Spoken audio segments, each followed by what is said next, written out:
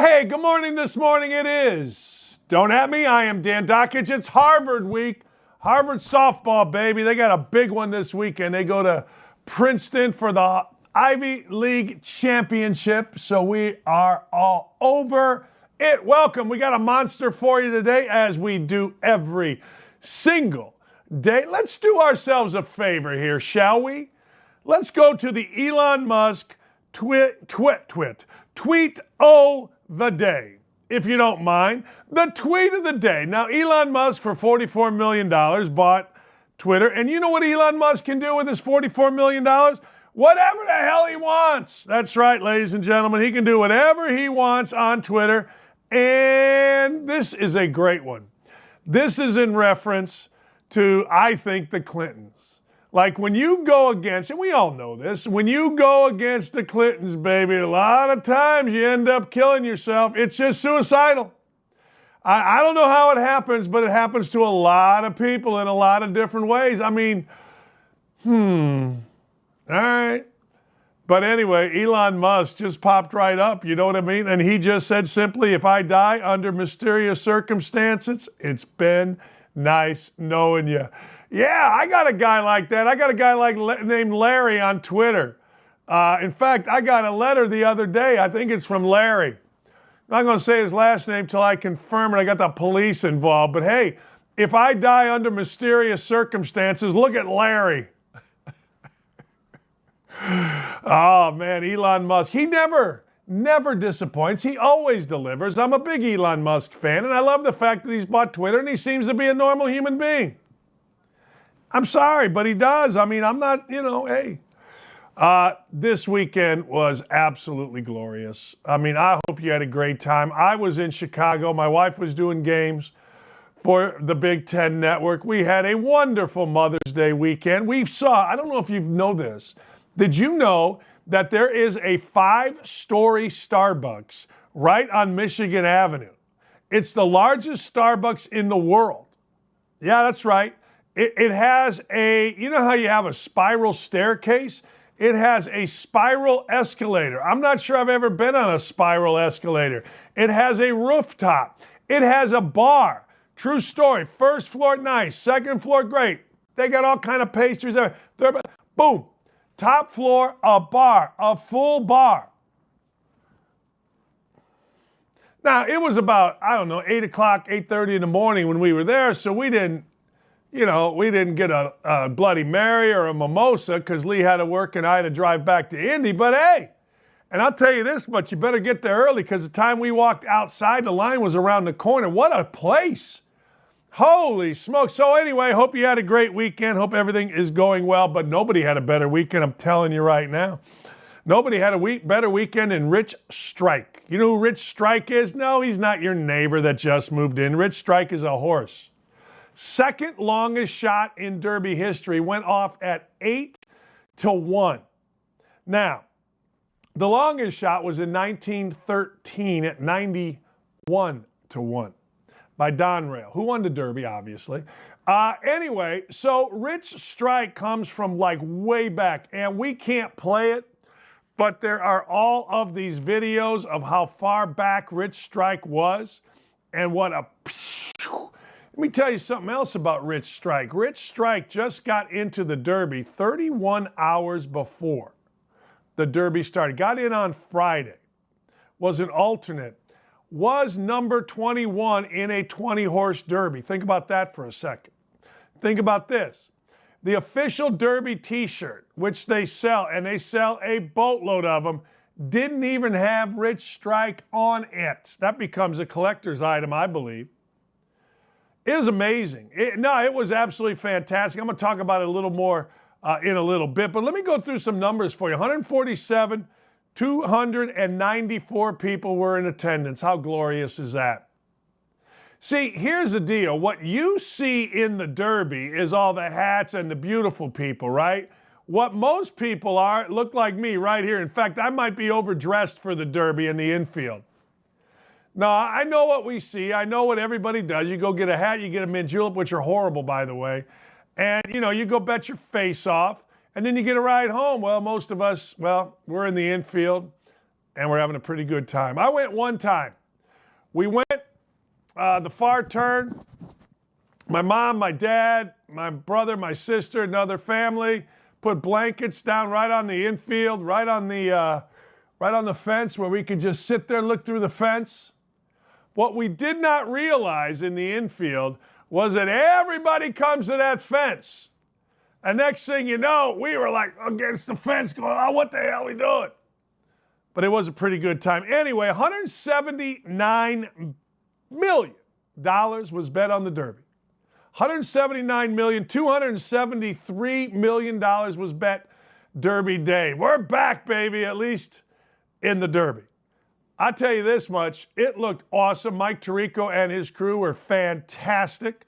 And next thing you know, a horse that wasn't in the Derby on Friday paid you $163.60 and won the 148th Kentucky Derby. And I'll tell you this, not only did Rich Strike win the Derby, but if you watch it, particularly that overhead shot that's been going on around today, if that race goes any longer, he's going to win by way more. He won by 3/4 of a length, and that dude was shot out of a cannon. I mean, it was no joke. And if you had a chance to watch it, I'm guessing the first thing you did was go, who's that? Because I'm telling you, nobody knew who Rich Strike was. Nobody. Zero. Nada. Shoot. Nothing. But hey, horse won the Derby. We'll get into more of that and the reaction from Epicenter's owner, who is a little batch, if you want to know the truth. What are you doing? All right. Dan Ventrelli. You know the name? I didn't know the name. I had no idea the name. Dan Ventrelli is Ventrell, however the hell you want to say it, was a president of the Las Vegas Raiders. So he gets fired. And the release is simply, this guy, the prez, no longer working for us. That's it. I mean, I guess, I don't even think it said we wish him the best and think he's great. I didn't think it was that. I just think it was, hey, look, see this guy right here? This guy right here, out. Out as the president. I'm going to get to Nikola Jokic as soon as I'm done here with Ventrelli, because that's kind of breaking news that I forgot to put in there. But the truth of the matter is, Dan Ventrelli is out. Now, here's the deal. Remember I tell you this all the time. It's always the same people. Now, you could say the same thing about organizations. It's always the same organizations. I go back to my heyday, man, when I was dominating the 80s. When I was dominating the 80s with dance moves, fluffy hair, and an absolute puka shell necklace that you would not believe. The Raiders were this right here, ousting people crazy, but you know what they did? They always won. And they kind of embraced what is happening here. Yeah, look, hey, we had to fire you. We don't care. Yeah, that's right. Or somebody got arrested. Yeah, we don't care. We'll get him out of jail and he'll go play. I mean, it's amazing, truthfully. That's what the Raiders used to be, and they used to win, and they used to be really fun. But now the Raiders are kind of an annoyance. Now the Raiders are like, well, why does everything got to go south here? And this guy, here's why he was fired, and I'm going to read it exactly. He says, retaliation for bringing concerns by multiple employees about hostile workplace conditions to the NFL. So basically what this is telling me is this man decided he was going to go to the NFL with concerns about workplace conditions. What it also probably tells me is nobody, let me tell you something. You look like that, you got that name, you're not ratting anybody out. I'm sorry, you're not. What you did probably was you probably went to Mark Davis. You probably went through channels. We're getting no satisfaction. People under this guy were probably on his backside because this was crap, whatever was going on with the Raiders. So he went to the NFL. If, and this is a big if, anything he's saying is true. But this is a big deal. This is a big deal because of whistleblower laws. This is a big deal because what's going to end up happening here is, once again, like the 80s when Al Davis was going against the NFL, you're going to read about the NFL and lawsuits with this guy, promise you. Promise you, because two things happen with rich people. Number one, they don't ever want to take blame. And number two, they're always going to fight back because they got the money to do it. Period. By the way, you're asking me where I went to dinner. Hey, my man, East Coast office, Chicago cut. Benetti hooked us up. It was unbelievable. It was Mother's Day. Chicago, one of the great eating places of all time. But I digress. Let's go back to this guy. So what's going to happen here is what has happened our entire lifetime, if you're my age. And we are all going to have to read about this guy fighting with the NFL, Mark Davis fighting with this guy and the NFL, this guy fighting with Mark Davis. It's going to go on. I can't imagine, or maybe there is. Maybe there is going to be a settlement, but anyway, watch what happens in this, and it is going to be a flashback for all you boys and girls that are my age that remember every single day of every single year. There was a freaking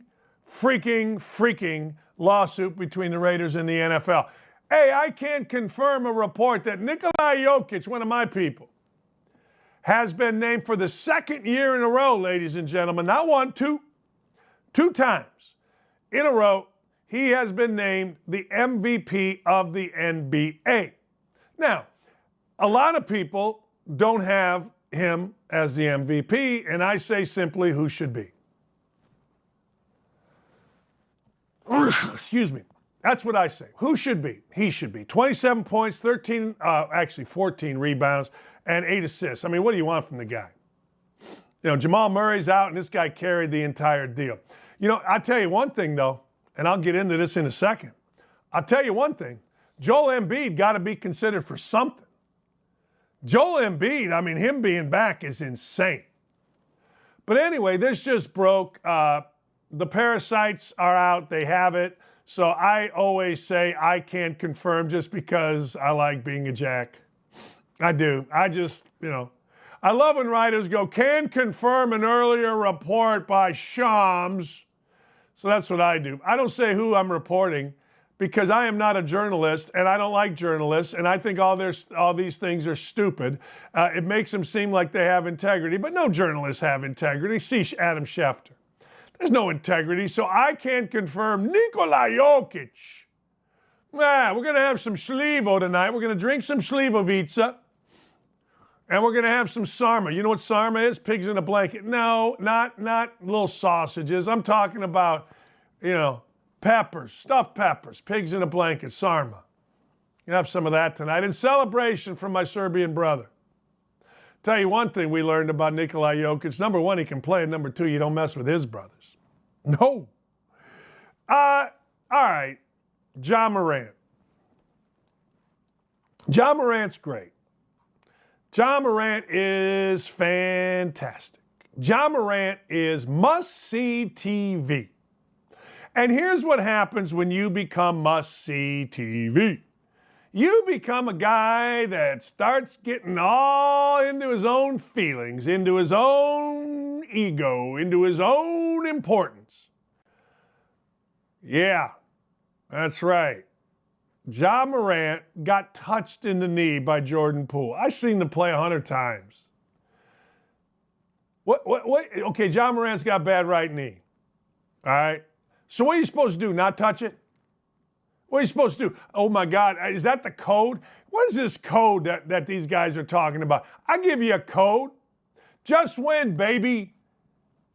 JWB.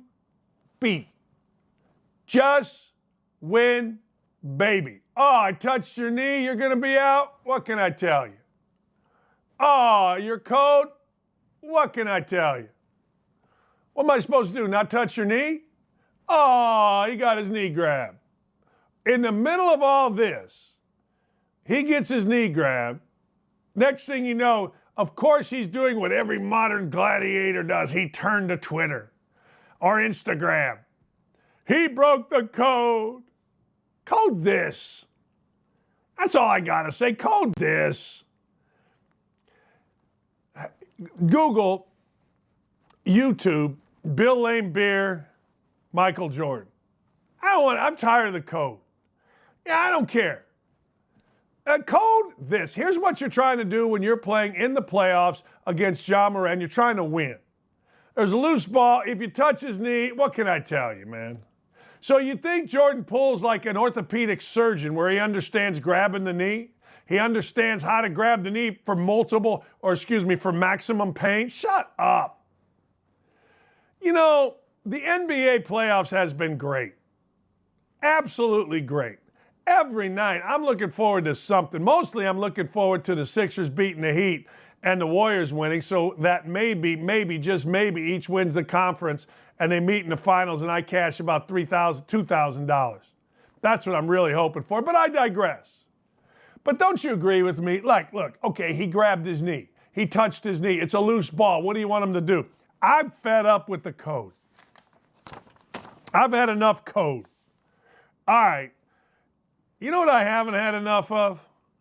I never have enough of coaches complaining about calls. I mean, in my lifetime, there is nobody in the short period, the 10 years I was a head coach, there's nobody that complained more than me. I'm telling you right now. Hey, I got a technical 14 seconds into my college head coaching career at freaking St. Bonaventure by a guy named Sharm Shapiro, a referee who actually won more games for St. Bonaventure than any coach did. All right?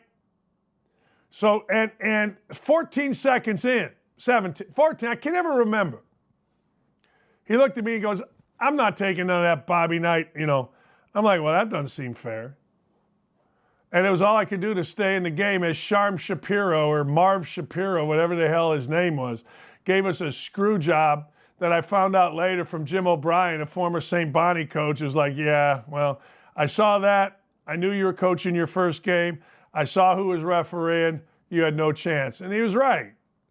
Gutless. Anyway, the coach of the Celtics, Udoka, he got after the officials. All right, and he got after the officials for a couple things. He got after the officials because, well, they, in his opinion, missed a call when Marcus Smart was going up for a three. They were down 3. Smart went up, foolishly got fouled, and they called it on the ground, 2 shots, not 3. Well, when you're down 3 with 4.5 seconds to go, 2 shots a heck of a lot different than 3 shots, right? You make the first, you got to miss the second, hope you tip it in.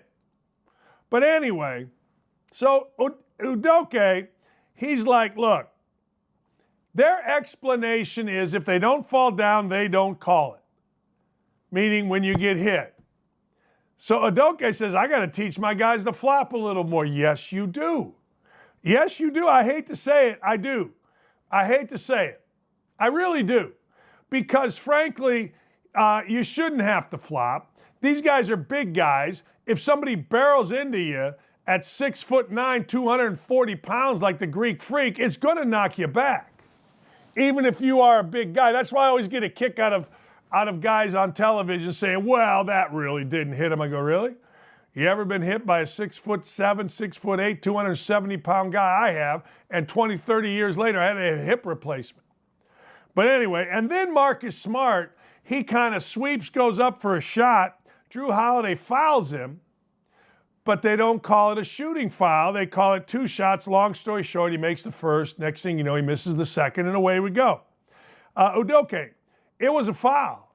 He caught the ball. He was turning into the shot with both feet fed. You can't say that's a sweep like that when you're going into a shot. Poor call, poor non-call. You can clearly see it in person. I saw it on film. He curled into a shot, got fouled on the way up, his shot. Bad missed call. See, I'm not mad, and I'll get into this later on today in the show. I'm not mad about the officiating, but I also don't think Udoka's wrong. I think he's absolutely right. I mean, let's be honest. When you get hit, if you fall down, it's a foul. If you get hit and you just give ground because you're big, strong, tough, like me, then it's not a foul. And it's unbelievable. Shouldn't be a difference. Shouldn't have to fall down. But I'm not mad at the officiating. It's a tough job. You know, I get it. When you lose, you're going to complain. When you win, you're going to be happy. So, hey, we move along, but I'm not mad about it. I'm not mad even a little bit. Hey, but I'm not mad at the coach also bringing it to the attention. Do you remember going back when Phil Jackson, Van Gundy, and everybody, Pat Riley, everybody used to try to get in the official's head? I got to do this. I got to do that. I got to make my guys flop hard. I got to hit guys hard. I got to do blah, blah. All you're trying to do is get the attention of the officials, and next thing you know, you might, not saying you will, but you might get a call that puts you a step ahead. You might get a call where, bam, we can go get a W. Yeah, seriously, because these calls are important.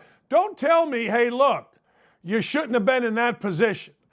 You are in that position because both teams are damn good. One team's going to be ahead. One team's going to be behind. The answer really is you shouldn't have an official miss a call on a three-point shot. The idea that you shouldn't be in that position is always been weird to me. It's just something that I've never really, I've never really bought into. I've never really thought, hey, no, because a game's going to put you in certain positions. And then when it comes winning time, you got to make the right call. You got to make the shot. You got to get the rebound. You got to make the block, the tackle. You got to run. I mean, whatever it is, you got to make the pass when it's winning time. I don't know. Don't at me, people. Don't freaking at me. Make the damn play. Make the right call, particularly at winning time. Anybody can make a call in the first half. Name me one call in the first half of a game. I don't know. Nobody cares. You ever see a first quarter winning shot in the 50 greatest play? Hey, look at this shot by Michael Jordan. They won the first quarter against the Suns in 1986. Winning time, baby. By the way, I watched Winning Time last night again. It's pretty damn good. Luka Doncic, man, us Serbians are just dominating. Luka Doncic and the fellas from Dallas won the game yesterday, 111-101. And the most enjoyable thing for me was listening to the Suns radio broadcast on the way home from Chicago on Fox. It was actually on Fox. I love Homer casts. Well, he got hit in the face, pushed off, but he drew the foul. He did what now? Yeah. Jalen Brunson drove. He knocked the living hell out of Booker. Hit Booker then with an elbow and hit him in the face, but the foul was on Booker, and Brunson will go shoot two. It's awesome. I love it. Speaking of Brunson, that kid's been pretty good. You know, one thing I always look at with Brunson is plus minus, meaning when he's on the court, what does the team do? Yesterday, plus 16. Yeah, he's pretty. I mean, people didn't think he could play coming out of Villanova in the league. He's been pretty damn good. And you pair him up with Doncic, who, by the way, was 1 for 10 from the three-point line. Now, let me put that into perspective. All right? The Mavericks were on fire. The Mavericks made 23s in 44 attempts. So they are 19 for 34 when you take out Doncic. 8 for 12 was Finney-Smith. 8 for 12 in a playoff game. 4 for 6 was Bertans, mostly in the first half. I mean, you want to know who won the game? One team made 23s. One team made 9 threes. It's pretty much that simple. Now, after the game, this is becoming an epidemic. I don't understand this. I know we're all supposed to say Monty Williams is a great coach. I understand. Yes, we are. Great coach, great coach, great coach. But how the hell do you let Chris Paul foul out with about 7 minutes to go in the fourth quarter after only playing 23 minutes? I don't know. I don't know. I mean, you're not allowed to say Monty Williams isn't anything but the greatest coach in the history of the world. So the greatest coach in the history of the world had his point guard foul out with only playing 23 minutes. And, yeah. Sometimes when you acquiesce to players, you end up sitting with players. Philadelphia, baby. I've said this before. I'll say this again. And don't at me. I took the Warriors and I took the Sixers to meet in the NBA Finals before it, and now it's back 2-2. I don't think I'm going to win that bet. I think the Warriors are going to win. And I got to make a decision. They want to give me, I bet $100 to win $2,000. They want to give me $110 to get out of the bet. I don't know if I want to do that. But anyway, all right, here's an odd one for you. Look at this. Both teams shot exactly the same percentage. Although that can't be right. That's not right. How is 37 out of 68 54%, and 38 out of 82 is 54%? One thing that I know when you look at this is 38 is not 50% of 82 if you're looking at the Heat. I'm just saying. So anyway, Miami, which by the way, weirdly enough, doesn't play Duncan Robinson anymore. I don't understand it. But anyway, Duncan Robinson didn't even get off the bench. All right, fine. Chris Lowry 0 for 6. Okay. Vincent 0 for 4. Oladipo 1 for 5, all from 3. 7 for 35. You don't have to look very far. 7 for 35 is what that's all this game is. That's it. The Heat shot 7 of 34, 35. Take Duncan Robinson over on the points next game. 16 out of 33 on threes for the Sixers. You want any more? There he is. James Harden had 31, and James Harden made 6 threes. Joel Embiid, 24 and 11. You think he's not important? Pretty fascinating. I know you're rooting for me out there, Jennifer, Joe to the C, Van Pastor, man. I know you're rooting for me, El Presidente. I know you guys want to see my toes tapping with this bet, but I got work to do. Because I'm not so sure that Philadelphia can win this series. But I tell you what, in a game 5, go into Miami and win the game, you're in business. Big business. So anyway, there you go. Gary Sheffield Jr. is going to join us, and I have a new email for Gary Sheffield Jr. that I am going to send my boys, so that's a message over the air.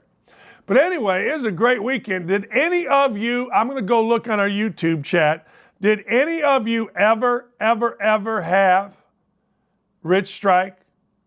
I didn't even know. Rich Strike was like my neighbor. He was a local bookie. Hey, man, Richie Strike over here. He, Richie Strike. Rich Strike. Anyway, we got a monster for you. Stay here. I ain't mad about it coming up. And you know what? There's some things I ain't mad about that everybody's mad about. I ain't mad about certain things. I ain't mad about some doxing. I don't even know what the hell doxing is. Somebody tell me what doxing is. I got accused of doxing a year ago because I said, hey, to this professor, I noticed you only have 1 hour a week of freaking office hours. That is considered doxing. Anyway, we got doxing. We got, ooh, man, did you see this? The NCAA is revisiting the NIL. Interesting. You know my Heisman trophy. You know my Heisman pick. How about the USFL? I actually watched some USFL. I liked it. I ain't mad about certain things. We'll be right back.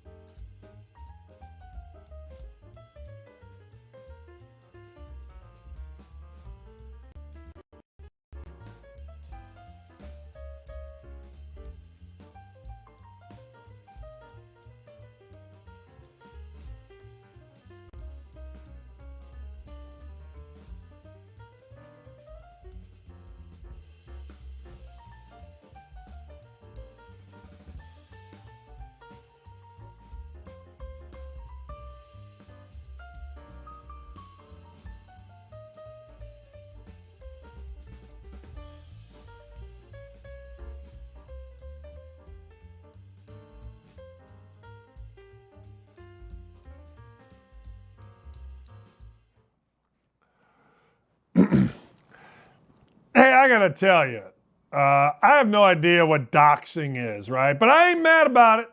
I am not mad about doxing in this case. There is a lady named Lacey Wooten Holloway. Lacey Wooten Holloway is not a great person. I mean, she has decided that she was going to give out Supreme Court Justice Kavanaugh's address, where he lives. She's a neighbor, apparently, of Lacey Wooten Holloway. And of course, the New York Post or the Washington Post is saying she's an advocate. No, she's not. She's a pain in the ass doxer. That's all she is, and she should be arrested. I mean, it's a federal crime to protest in front of Supreme Court justice offices and houses, and, ladies and gentlemen, with the idea of intimidation. Now, if you don't think this is with the idea of intimidating, I don't know what to tell you. But Lacey Wooten Holloway has, protested her neighbor. And she is now, according to, obviously, the Washington Post, a hero. No, she's not. No, she's not. She's just another crazy person that can't control herself. That's all this is. I mean, let's be honest. So a memo gets leaked, and people lose their minds. The memo didn't change anything. The memo, as we've talked about on this show, basically said that the Supreme Court's going to put it back at the state level, but people just can't control themselves. And it is amazing to me, it really and truly is amazing to me, how anybody, and I mean anybody with any sense of civility, could possibly make this woman out to be a hero. She's putting our Supreme Court in danger. She's putting the highest court in the land in danger by a bunch of people, really, a minority of people that can't control themselves. The majority of us can control ourselves. The majority of us don't run around half naked, losing our minds, screaming at cameras, pouring blood on ourselves, and doing idiotic things. Now, you can tell me that's the most passionate among us, but I'll tell you you're full of crap. I'll tell you it's just people that can't control themselves. It just is. So I get it. We're all supposed to, be afraid of these people because they go on Twitter and they threaten. We're all supposed to worry about these people or think about these people as the majority, but they're not. They're just a bunch of crazy people that can't control themselves. When 99.9% of us are not insane and we can control ourselves. Yes, we may not dislike something. Yes, we may be angered by something, but we don't go out and absolutely lose our freaking minds over it. We don't. And don't tell me it's more important to her than anybody else. No, it's not. It's just people absolutely cannot control themselves. They're terrorizing Supreme Court justice. It's his neighbor that's doing it. And she says the time for civility is over, man. Being polite doesn't get you anywhere. That's what I'm saying. People can't control themselves. So let me ask you a question. Where does this get Lacey Wooten Holloway? Where does it get her? Being polite doesn't get you anywhere. The time for civility is over. So what, you think that all of a sudden, because she and her other list of crazies are out there yelling and screaming, all of a sudden Judge Kavanaugh is going to say, oh yeah, you're right. Let me do whatever it is that you want to do. All right, that's fine. You think that's, see, I live in the real world. And I understand that people are insane about certain things. And their insanity leads them to uncontrollable urges. And when they're insane, they must act on those urges. Terrorizing someone's family because you think you can intimidate that person. I will tell you, and this is me, I mean, this is why I'll never be a Supreme Court judge, is this frickin' Lacey, whatever the hell her name is, Wooten Holloway, if she and her crew came out to intimidate me, I'd give you the bird and tell you go F yourself and take a whiz right in the yard. You can sit there and film it if you'd like. To hell with that. Intimidating Supreme Court justice. Where are the authorities getting these people out of here? Where are the authorities? Where are the police saying, wait a second, you can't do this to intimidate a Supreme Court judge? I don't know, but we're so worried to offend the idiots in this world. We're so worried that, oh my God, again, I say it all the time, that we'll be called samist. That's unbelievable. This woman's a clown. This woman's a fool. This woman damn near is a terrorist, and she's trying to intimidate a Supreme Court justice, and the Washington Post says nothing about it other than, oh, okay, this is what she's doing. She's leading a protest. No, she's not. She's leading an intimidation rally designed to change the opinion of a Supreme Court justice, which is a federal offense. It's unbelievable. It really is. The NCAA is trying to, let me give you some quotes here. Put the toothpaste back in the tube. I don't know. And they're going to try to do it today. This is going to get interesting. We've talked about the NIL, right? We've talked about the NIL. The NIL is name, image, and likeness. And name, image, and likeness was supposed to be one of those deals where I go to Indiana University. I start out there. I'm there. And because of who I am at this school, Slappy Jones is going to pay me money to advertise his product. We got a guy, Trace Jackson Davis, for Pennzoil. Really? I'm going to get Pennzoil because Trace Jackson Davis, who has led Indiana to no winning seasons in the Big Ten during his time at Indiana, does an ad and says, use Pennzoil. Okay. But that's the way that NIL was supposed to be used. Well, it's not used that way. What NIL has become is, look, I'm Slappy Jones. I sit in the front row of Hurricane basketball. I'm John Ruiz. I'm going to go pay two girls that dribble basketballs in their underwear on Instagram to come play women's basketball for us. And I'm going to go pay a kid who averaged 17 points, got his coach fired at Kansas State, $400,000 a year for 2 years, and a car to come play basketball for my school. That's called pay for play. That's not NIL. And so now the NCAA is saying, wait a second, hold the phone. We need to look at this. And in fact, it is being looked at with the idea, this is interesting to me, it is being looked at with the idea that the rules may change today. Yes, I said today. Gene Smith, who's the best athletic director in the country, he's come out and he said, look, we understand there are going to be lawsuits. And anybody that understands lawsuits, and the NCAA knows the NCAA is about 0 for a lifetime in lawsuits. Okay, but they're accepting of that. What they are trying to do, and let me use a popular nomenclature, put the toothpaste in the tube. Take out the bathwater with the baby. I don't know. But what I know what they're trying to do is they're trying to say, hey, look, let's get some guardrails on this. Let's make damn sure that this is name, image, and likeness. Now, everybody has to always say this, particularly white guy. White media guy always has to say, and I'm all for the NIL. I'm all for players making as much money as they can. White guy, 58, 59-year-old white guy, I got to say that every time. Because the race for moral supremacy is on.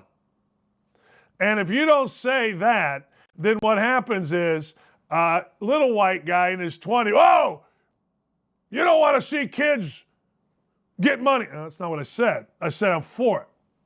I got to say I'm for it. Whether I'm for it or not, I'm for it. I mean, let's be honest. You're never going to hear a white guy say he ain't for it. Ain't happening. But anyway, so here's the deal. So they're going to decide, hey, look, we're going to try to put the toothpaste back in the tube, and the commissioners from both the SEC and the Pac-12 went in front of Congress and asked Congress for help. Because this all goes back to a Supreme Court ruling saying, hey, you got to pay these guys. Okay, you got to pay these guys. Well, now, ladies and gentlemen, what we're trying to do is we are trying to say, let's put guardrails on it. Let's make the name, image, and likeness, let's mean what it was meant to be. Now, everybody knows. And Bob Bowlesley, the commissioner, I think of the Pac-12, said it. He goes, hey, look, I don't want to say I told you so, but I kind of told you so, right?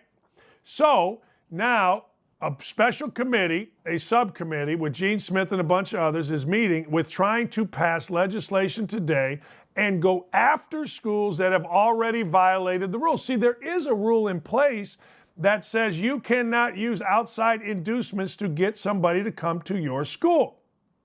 Well, everybody ignored it. Everybody. I got point guard from a Hall of Fame coach that was coming to that school until he got a $500,000 offer from another school and he went to the other school.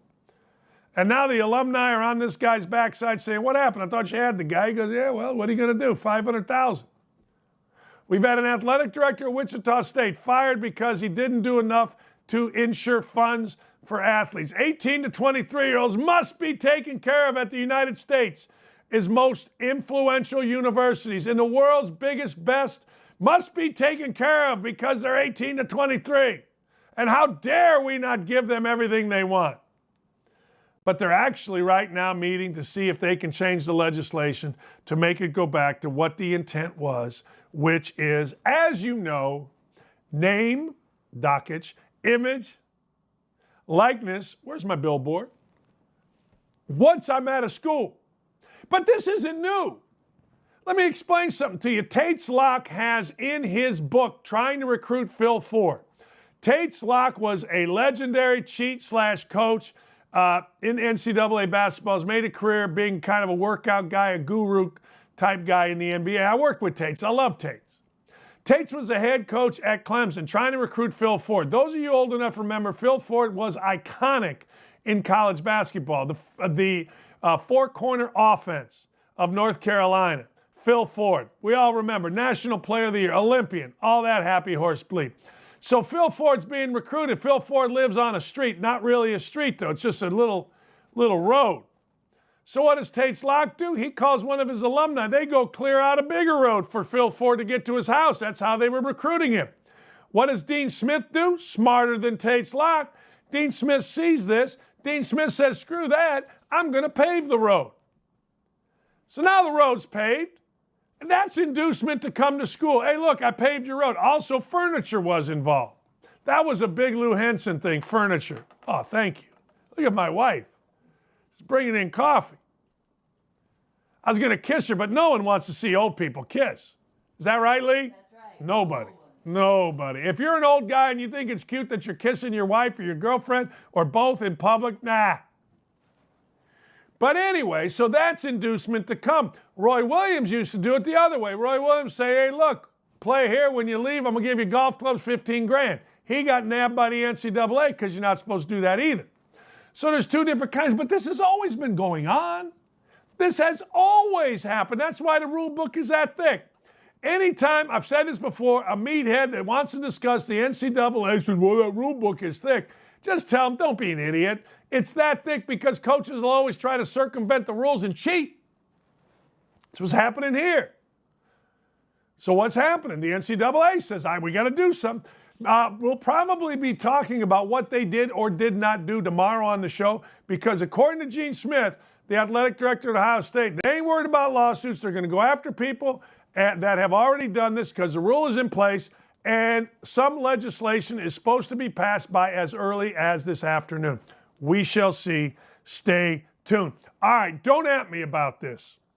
You guys are going to at me about this, and you're going to hear about it probably every Monday because this guy, what has two thumbs and is leading a Heisman Trophy campaign? This guy.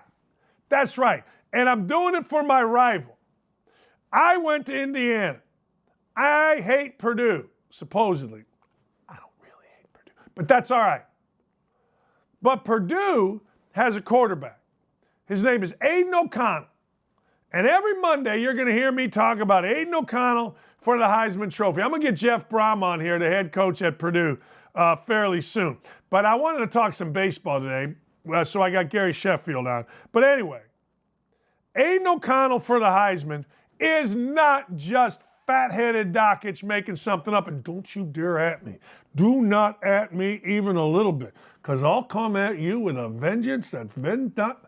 Nobody wearing a Harvard jersey outside of somebody protesting will ever come at you this hard. Aidan O'Connell's the quarterback for Purdue. Purdue's going to have a very good team. Jeff Brom is a terrific coach that frankly led him to a 9-4 record. And I'm not saying he saved his job, but he certainly made himself a lot happier with Purdue, folks. He also, ladies and gentlemen, won a bowl game against Dylan and all of the people that work at Outkick's beloved Tennessee Volunteers. There was an iffy call, but I don't care. Nobody remembers that. They just remember 48-45 Purdue. And don't at me, Dylan. That's right. All right, Dan, you're an idiot. We know this. Aidan O'Connell ain't winning the Heisman. Yeah, maybe not. But Aidan O'Connell's going to be up for the Heisman. And I'm going to say it every Monday. I'm not going to wear you out with it every day. Aidan O'Connell's last 5 games. Say it with me, you YouTubers. Look at that. Doesn't he look good with the Heisman back there? Yeah, he does. Don't at me. Michigan State, 3rd-ranked team in the country. November 6th, all Aidan O'Connell does, 3 touchdowns, no interceptions, 40 for 54, 536 yards. That's a pretty good start against the number 3 team in the country. The number 3 team in the country, they going out of Ross-Ade with a loss. Next time, who comes in next? Number 4 in the country. 1, 2, 3, 4. The Ohio State University. Now, the defense for Purdue doesn't show up, but you'll have that. It's 59-31 Ohio State. What does Aidan O'Connell do? 40 more completions, 52 attempts, 4 more touchdowns, 0, and I say 0 interceptions, so there were no pick sixes. There was no Aidan O'Connell cost him. No, there was nothing. 390 yards. Who comes in next? Oh, Fitzy. Hey, we got a good ball club. Pat Fitzgerald, Northwestern, defensive specialist. Yeah, 32-14. They're out of here. O'Connell, 423 yards, 3 touchdowns, 0 interceptions. Now comes Indiana. The great Tom Allen comes in with his squad, struggling, but they're going to finish this year right. They're coming into Ross-Ade to get some stuff done. Really? 44-7, they leave. Next thing you know, O'Connell, I don't know, 278 yards, throws 31 passes, misses on 5, so he's 26-31, 4 touchdowns, no interception. Now, this is at the end of the year. Now, I know everybody gets all excited because the first games of the year, but it's at the end of the year. Then he goes and plays in the Trans-Perfect Music City Bowl in Nashville, right where all my boys are. You got Dylan, you got Ryan, you got Davey, Clay Travis in the house. Everybody's excited. Hell, my daughter's there. Hell of a game. 48-45, Purdue wins. O'Connell throws for 534 yards. He does throw 3 picks, but he throws for 5 touchdowns. Ladies and gentlemen, I'm no math major, but that is 19 touchdowns, 3 interceptions in the last 5 games of the year. I don't know. They go 4-1. They do lose some wide receivers. I'm not saying he's going to win the Heisman, but it's my campaign, damn it. I get excited for Aidan O'Connell. I'm not sure why, but I do. NBA refs. I ain't mad about NBA refs. I already documented earlier in the show about Boston Celtics coach not very happy. A lot of folks not very happy with NBA refs. And the first thing that comes up with NBA refs is what, Van Pasterment? What is it, El Presidente Sean Black? Oh, wait. I know. It's, oh, man, the game's fixed. No, it's not. To quote a good friend of mine, stop it, stupid. Not fixed. My wife swears, and I've said this a million times, my wife, the lovely Lee Ross Dakich. Is it wrong that I call my wife, I include her first marriage name, Lee Ross Shaw Dakich? She doesn't like that. But hey, I don't know. But anyway, so Lee Ross Dakich swears that every single sporting event is fixed, except for the sport that she's in, softball. So when I say to you NBA refs, you immediately go, well, did you see that travel that wasn't called? They protect the stars. You know what I like about NBA refs? They're very matter of fact. 1, 3, block, give me the ball. I've said this forever. There's no drama. There's no, we got to go over there, make ourselves, you know, when they go to the camera and they tell you what they're reviewing? We're reviewing the foul called on number 17. They don't, no. Ball, let's go. That's it. Fouls on 2, 3, let's go. Oh man, that's bad comment. Let's go. I'm telling you, I like the picture though in the middle. How about that? Yeah. That was my last college game as a head coach right there at North Carolina State. We were playing Arkansas in the NCAA tournament. Patrick Beverly made our star, Eric Gordon, cry. Literally. Well, not literally.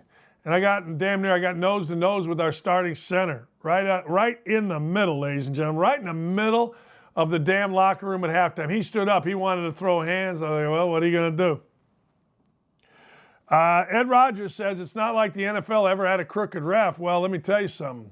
If you're going to go by that, then every sport you're watching has had a crooked dude, man. I literally was with a coach in Major League Baseball, walked up to a Hall of Fame player. The coach asked the player, hey, let me see your betting slip in your back pocket. He pulled it out. So, I mean, I get it. You know, we can all say, well, Donahue, whatever the hell, Donaghy was a crooked ref. Yeah, well, there's one in every sport. But I look at it this way. I think they do a hell of a job. I think they miss travel because they've probably been told, let's not worry about travel.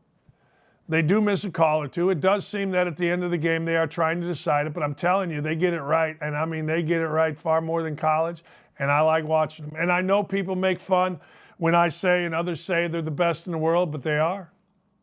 And I got no problem with it. I ain't mad about them. I'm not.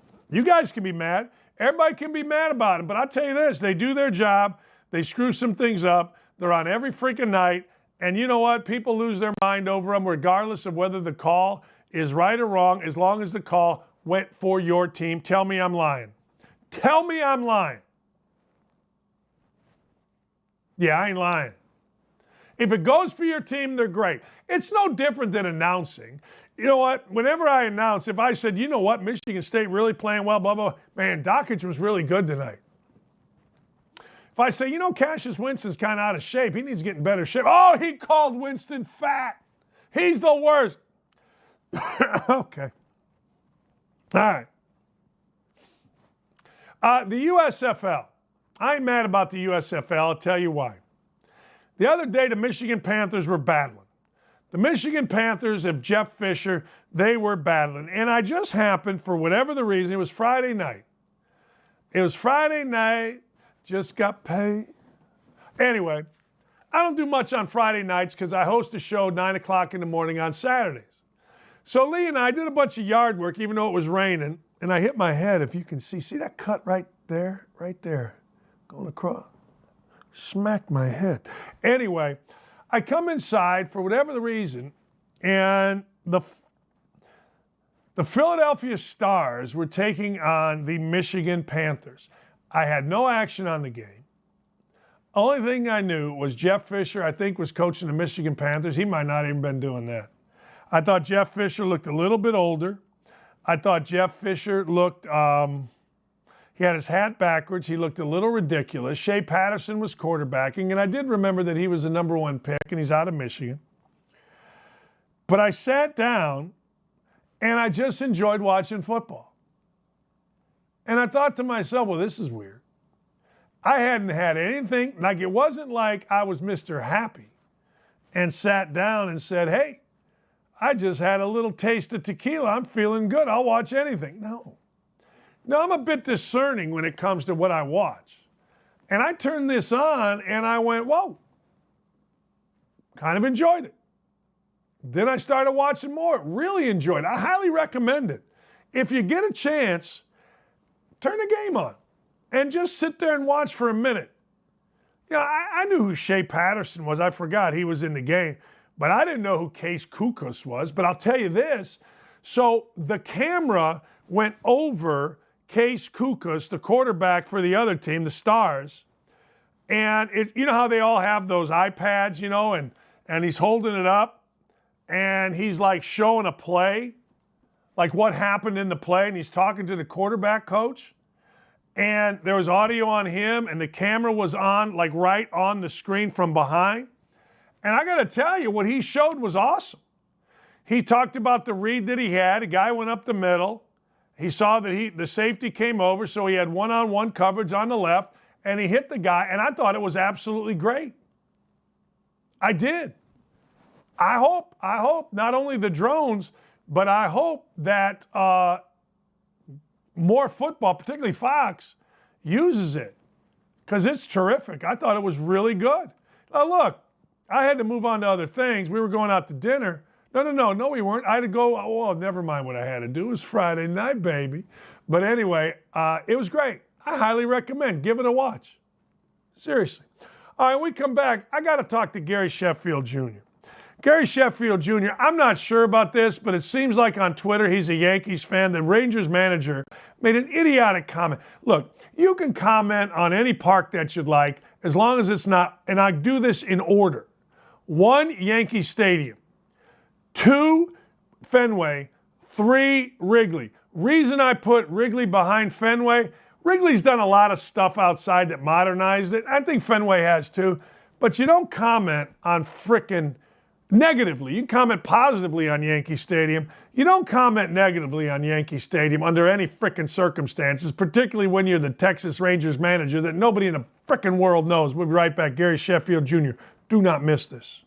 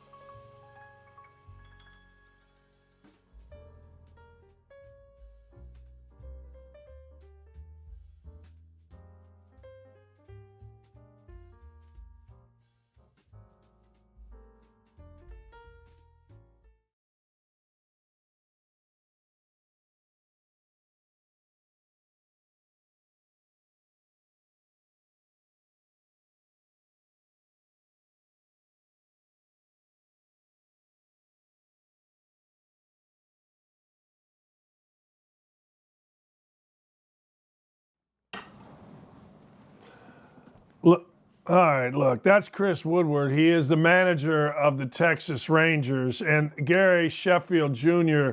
nice enough to join us, and you can hear Gary Sheffield Jr. You guys love Gary.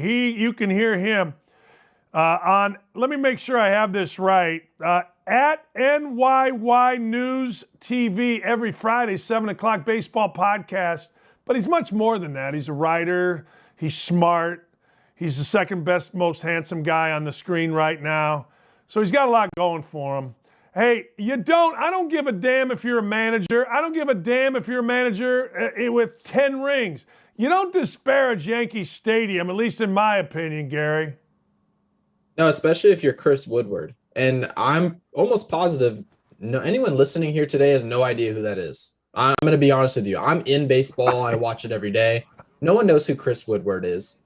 And I'm going to be honest with you. If you had heard of a manager, they would never step to talk about Yankee Stadium. It's just something that doesn't happen.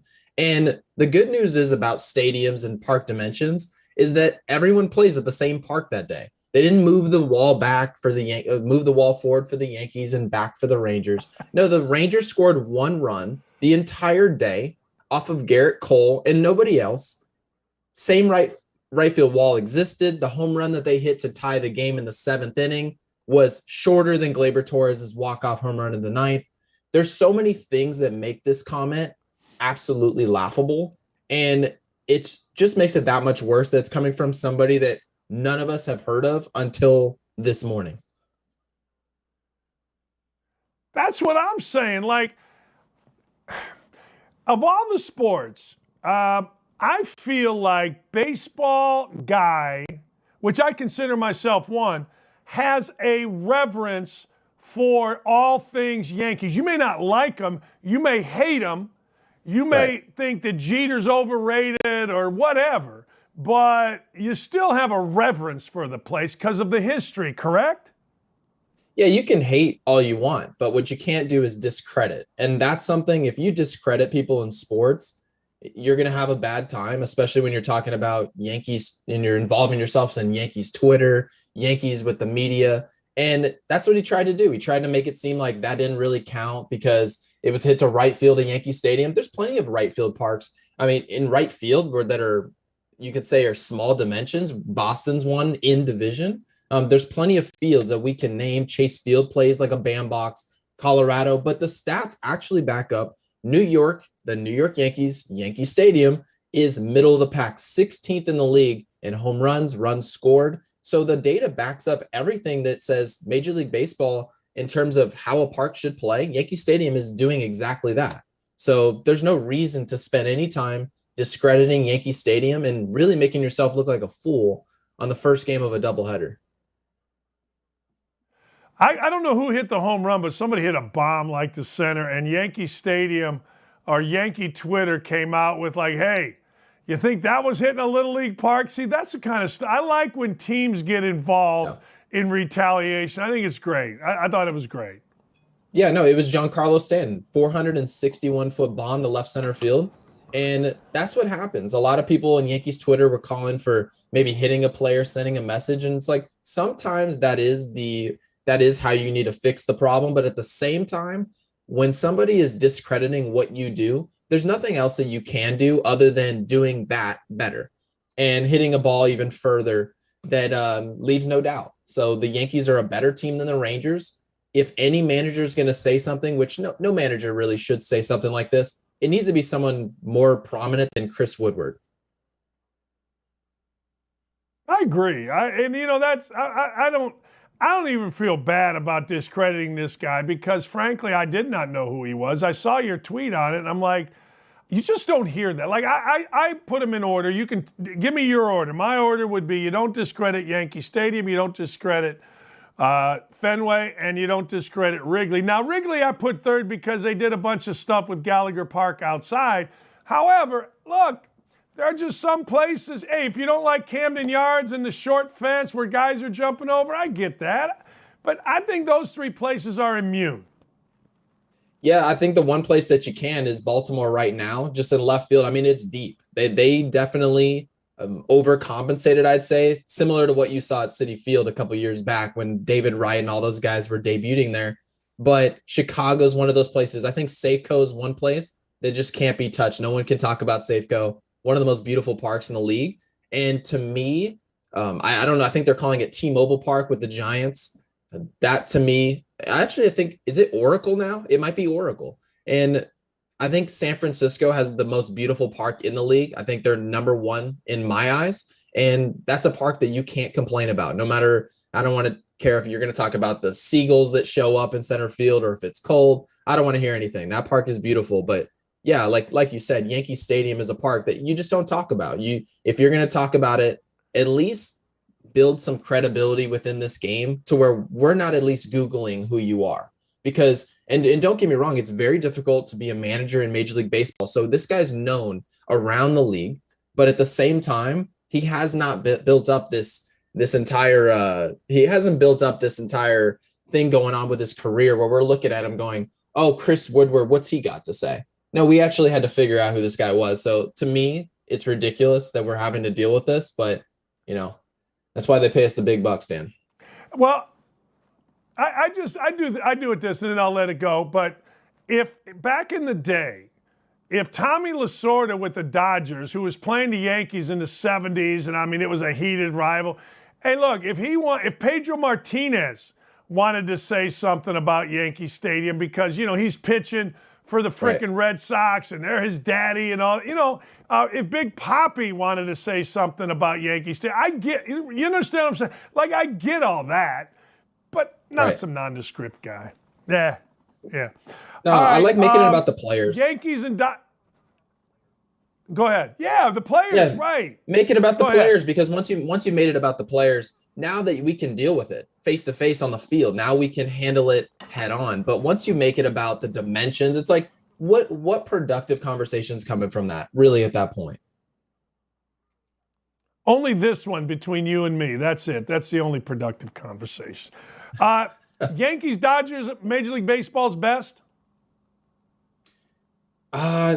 I like the Mets. And I know it might sound a little weird talking about the Mets being one of the best teams in the league, but they've changed their mentality.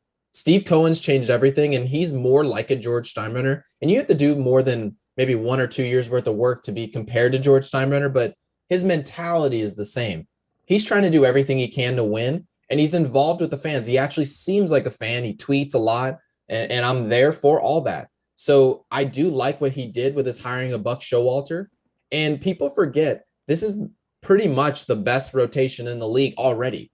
They're going to be adding Jacob deGrom at some point. He is bar none the best pitcher in the league. There's no one close. So when you have a team who's already playing very well, off to a start in a relatively weak NL East division, the Mets should be deadly in the postseason. You do not want to face the Mets, especially if deGrom is there, because you've got a 1, 2, 3 of Bassett, deGrom, and Scherzer, obviously not in order, but that's a deadly 1, 2, 3 in a postseason where series are shortened and guys are coming off of shorter rest with their starters.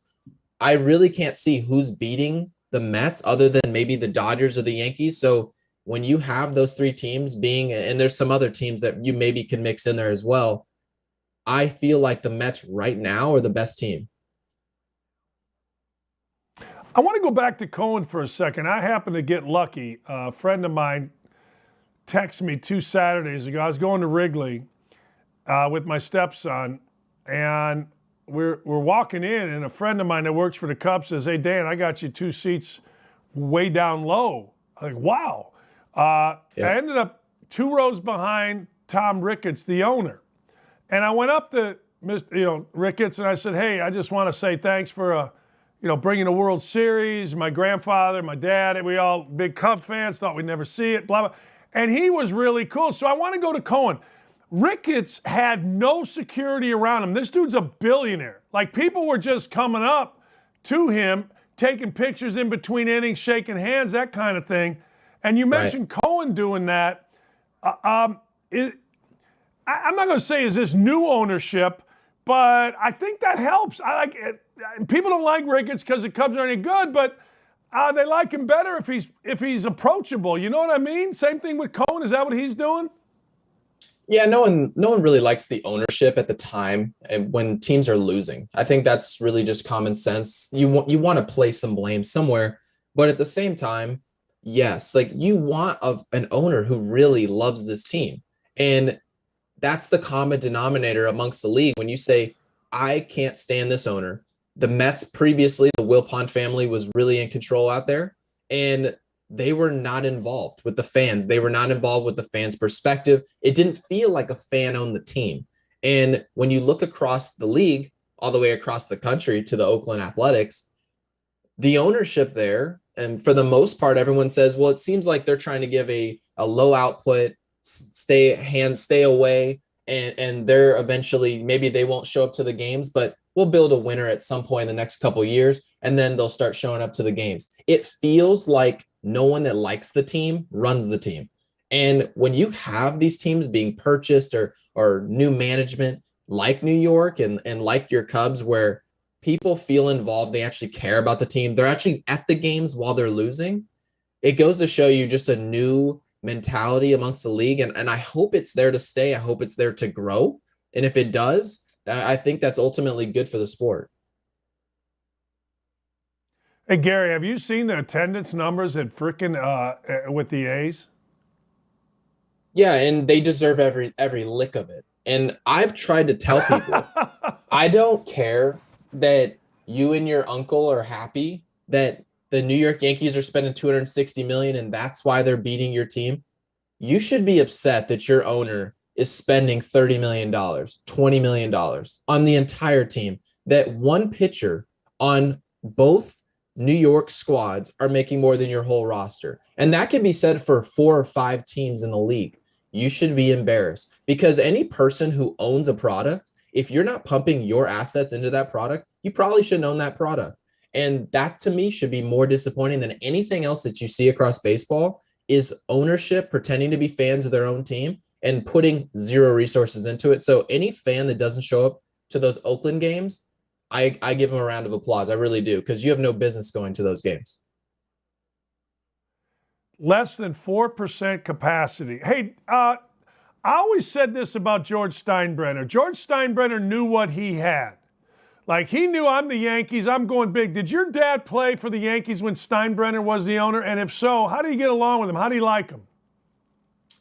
We love the Steinbrenners. I was actually there when my dad negotiated his contract, and George Steinbrenner was a real fan. Like, this guy was probably, I mean, he was obsessed with winning. It's just what it was. And he was doing so much that people don't really realize. Like, I mean, he was paying for rehabs. He was calling to see how your mother was. He was calling. That's the type of guy he was. And because he actually cared not only about the New York Yankees, but when you put pinstripes on, he now cared about you. And that's something that most owners really can't resonate with. That's not the mentality that they were raised with coming up through the business industry that got them the money to be able to buy this team. So it's just not a mentality that most billionaires have to take care of people that much.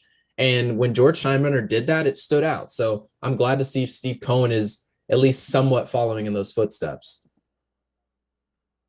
Yeah, I mean, people think the Yankees have always been good. They were not. In the 70s, they were not. My father was a Yankees fan because of Mantle and Mays, and although Elston Howard was a big favorite, but when I was coming up in the early 70s, mid-70s, they weren't any good. And all of a sudden, Steinbrenner comes and he knows what he's got. And he decides, hey, look, the Yankees got to frickin' win. White Sox injured, Red Sox stink. What's going on with those two?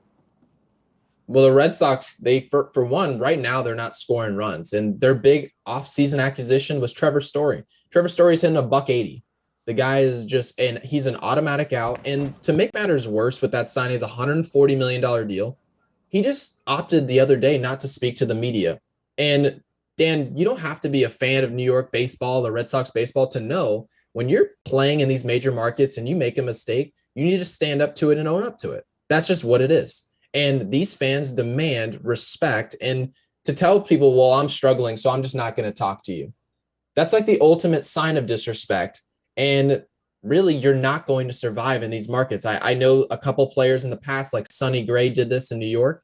And when you choose not to talk to the Yankees media, they're going to come to you. That's the problem.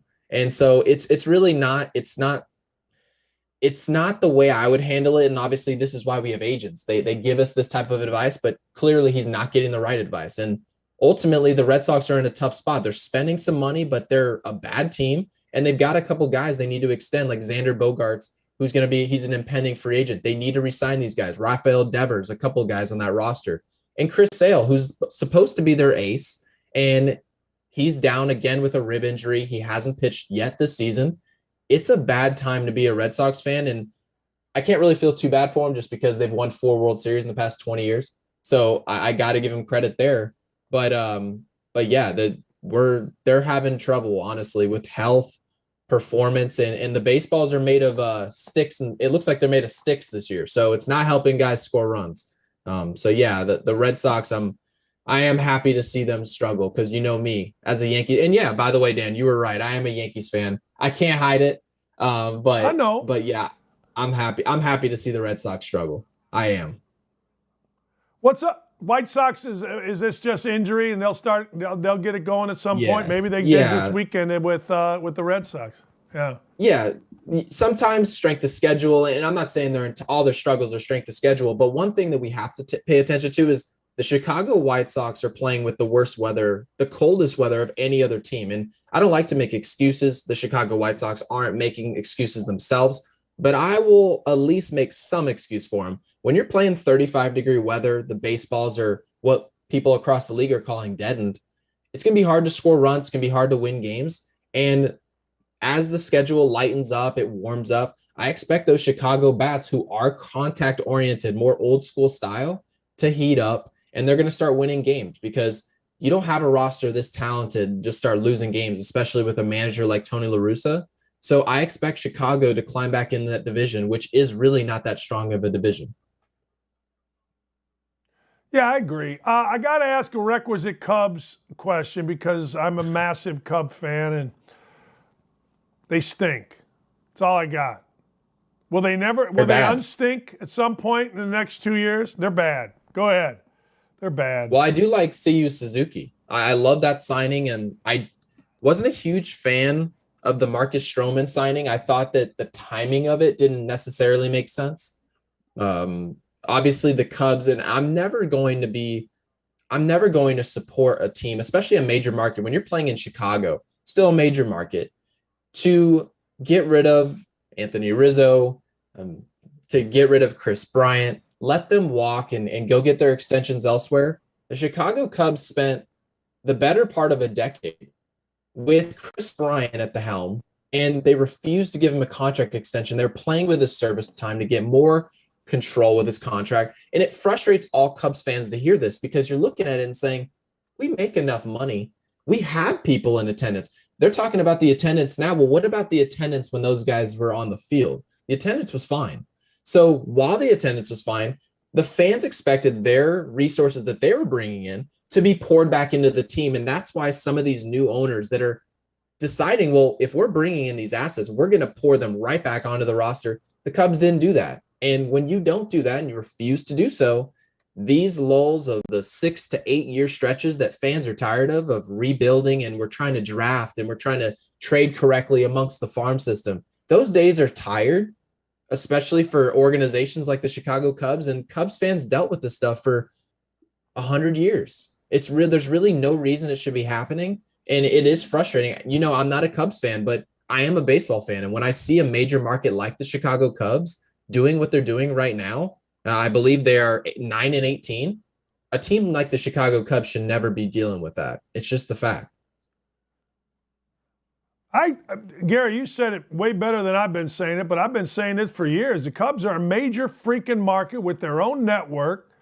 And next thing you know, they build it up. And I just praised the owner for being, I don't know, at least approachable.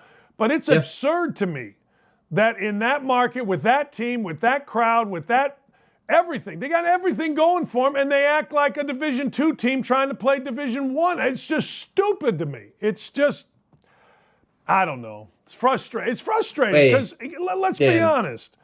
Go ahead. You know, the owner can just ignore it. That's the thing that most owners do know. They have this understanding is that if the team stinks, I can just not show up, not show my face. By the time this team's winning, I'll show up and the fans are going to forget. fans are, you have the memory of a goldfish. And I'm not saying that we're stupid, because I'm a fan of baseball as well. But Yankees Twitter, we were all complaining about Hal Steinbrenner and why isn't he more like his father, and Brian Cashman, the general manager, why isn't he doing a better job? He should be fired. Now the Yankees are the best team in baseball. Nobody's talking about those two. Nobody has a negative thing to say. And that's the thing that the owners can do, is they can not show their face. Like you said, that you're trying to give credit for someone showing face. I want to give them credit too. If you're losing and you have the ability to show up to Wrigley, I've got to give you credit there. I agree with that, but I don't give you credit for not winning. At least not putting, like, how you liking Rizzo so far in New York? We're loving him, but I'm a fan of baseball first before I'm a Yankees fan. It's sad to see any organization give up a player like this. The player I'm watching every day, I mean, this guy's ready every day, plays hard, runs hard, and this is a big power guy. So when you have a guy who's a big power hitter in Major League Baseball, and you never have to worry about how hard he's working, he performs, he's clutch, and an organization just chooses to let him walk, trade him for pieces, it's disappointing. It really is. And as a Yankees fan, I'm ecstatic to have him around. I wanted Freddie Freeman this offseason just because I thought he was a better player. And I feel like most Yankees fans will agree with me there. But Anthony Rizzo, there's nothing to complain about. And he's had a couple down years, even with the Chicago Cubs on his way out. But there was always that player inside of him that was a champion. And we're getting that championship player right now. Yeah, it's unbelievable. I mean, he was. I thought he was the catalyst. Whatever name you want to say. Hey, right. Dusty Baker wins his 2000th. Is he a Hall of Famer? Is he? He was a terrific player. I remember him as a player 100 years ago when I was a kid. He was a terrific player. Does he get in the Hall of Fame?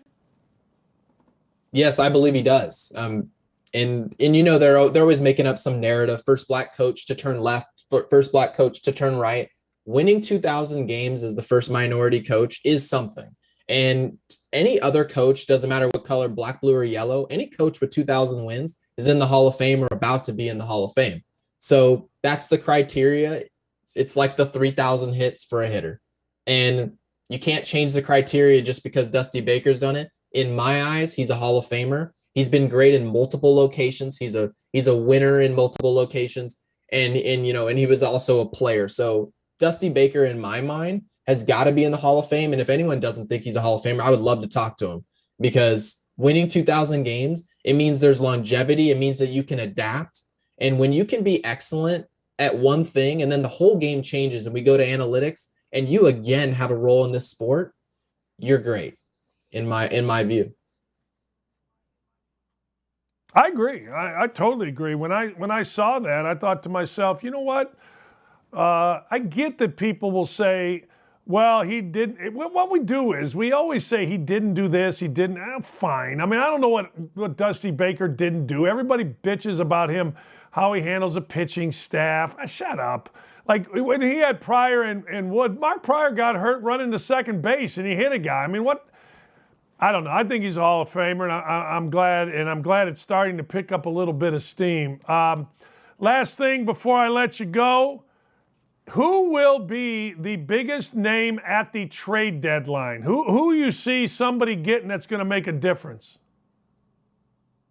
I'm going to say that while I don't believe Juan Soto is going to be traded, I do believe he's going to be floated around. And that's a huge name. And Juan Soto, from my perspective, Juan Soto is the best hitter in the game. And then those are big words, because that's a game with Mike Trout and Fernando Tatis Jr., who's set to come back in the next month or so. There's some major bats in Major League Baseball. When you have Juan Soto potentially on the market, because Washington's talked about selling the team, and they've also talked about the fact that I can look at the division now. I mean, they are losing games heavily. They are 10-20. They are already 9 games out in the NL East. So, I mean, they're way out the division already. So Juan Soto could potentially be a bat that maybe the Yankees, I mean, you never know, maybe the Dodgers will want to borrow for an offseason. I mean, it always sounds ridiculous that these major markets could add a bat like that, add a player like that, but it happens. No one thought Max Scherzer and Trey Turner would be traded to the Dodgers a season ago, and there they were. So it's not going to be surprising to me to see a Juan Soto potentially on the market. And I hope he is, because, I would love him in left field for my Yankees. Screw your Yankees. Juan Soto's the building piece of my beloved Cubs. I think that dude is a bad mother. Yeah. All right, he needs to be the new piece of the Chicago Cubs. Yankees got enough. Give us a little bit. Give us a little. Come on. I'm not satisfied with our bats, though. I'm not satisfied. Because, the Yankees fans, our mentality is that no matter how good you are, we want to get better. And the Cubs looked at it and said, well, we feel like we're pretty good. And could we get better? Yeah, but it's going to be really expensive. Well, Yankees fans know how much money they're making. I believe it was $675 million a year. Pour that money right back into Juan Soto. And Aaron Judge isn't extended yet. Throw him an extension as well. Go get these guys. Yeah. Or trade him to the Cubs. Appreciate you, man. Thanks for coming on. Great stuff as always. Thanks, Gary. Dan, anytime. Gary Sheffield Jr., great follow on Twitter. Check out what he is doing on Friday. Look, here's the deal. You want somebody that loves baseball. You want somebody that is excited about baseball. You want somebody that, frankly, you go and you go, oh, man, I love listening to that guy talk baseball. Gary Sheffield Jr. is that guy. I'll make sure. Apple, go to Apple, at NYY News TV every Friday. Chef Talk, 7 p.m. Instagram. Gary Sheffield Jr. as well. Don't mess around, man. All right, we come back. I'm going to talk a little bit about the Kentucky Derby, but I'm going to give you some life advice that is so simple, but you need to start doing it because you're starting to wear me out. And when you start to wear me out, you know what? I got this little platform we got here. I want to help me with this life advice. Be right back.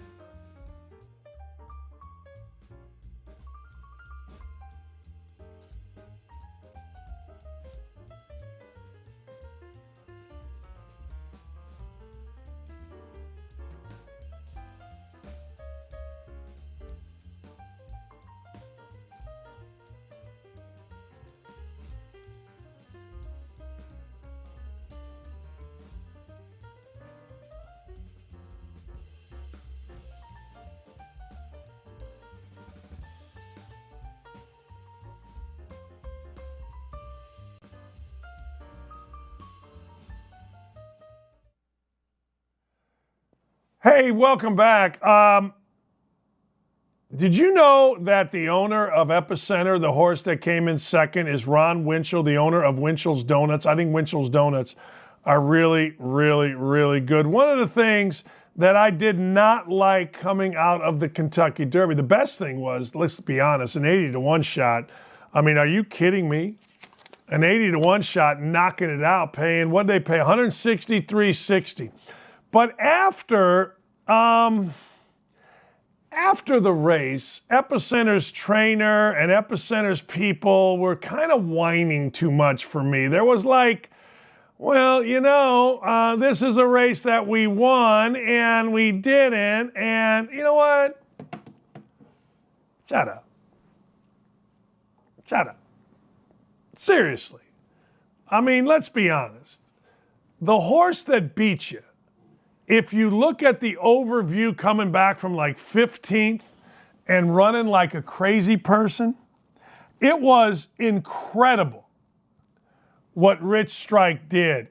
And many people saw it, and many people thought to themselves, well, this is pretty cool, but, and then you saw that video and you went, what? What? The owner, Steve Asmussen, said, when they tell me this happened tomorrow, I'm still going to be like, are you sure? Really? Are you sure? And then he called him a claimer, an ex-claimer, which in horse racing means you were in races, which is what Rich Strike did. You were in races where somebody could buy you, a.k.a. claim you. Some are 15 grand, some are 30 grand, whatever it is. Honest to God, I can't believe it after Epicenter's and the scenario in which I went 0 for 24 you couldn't make up. I got beat by the horse that just got in, that's right. That's exactly right. A horse that got in on Friday, 31 hours before the Kentucky Derby. The official Derby shirt did not have the horse Hurt Strike or Rich Strike's name on the official freaking t-shirt, which, by the way, they sell out of. They sell out of, and it's crazy to think of this. And I get it, all right? The trainer may be crazy. The trainer may be sad. The trainer may be throwing shade at the folks that have Rich Strike. And I'm going to read some of it, but I got to tell you, it's just stupid. You know what you do when you get beat by a horse like this?